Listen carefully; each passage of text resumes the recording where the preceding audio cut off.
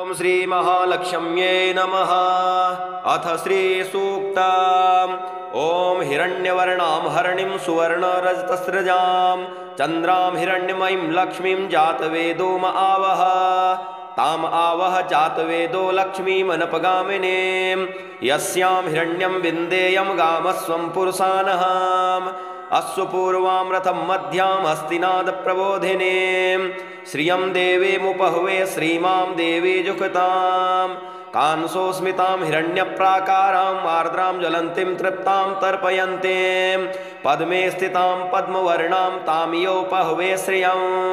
चन्द्रां प्रभासां यशसा ज्वलन्तीं श्रियं लोके देवी जुष्टामुदारां।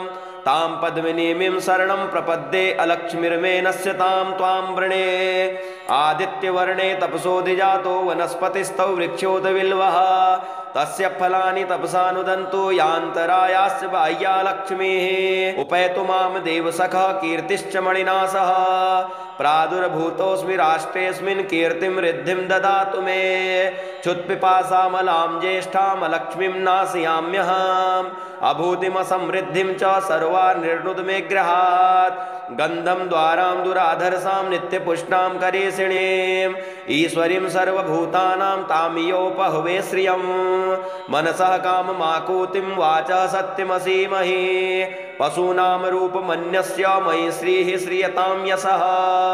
कर्दमेन प्रजाभूता मयि शम्भव कर्दम श्रियं वासय मे कुले मातरं पद्ममालिनीम्। आपः सृजन्तु स्निग्धानि चिक्लितवस मे गृहे निजदेवीं मातरं श्रियं वासय मे कुले।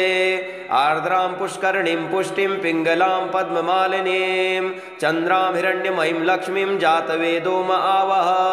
आर्द्रां यः कर्णीं यष्टिं सुवर्णां हेममालिनीं सूर्यां हिरण्यमयीं लक्ष्मीं जातवेदो म आवह।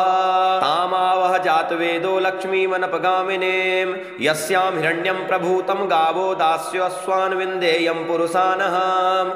यः शुचि प्रियतो भूत्वा जुह्यादाज्यमन्वहम् सूक्तं पञ्चदशरचं च श्रीकामः सततं जपे।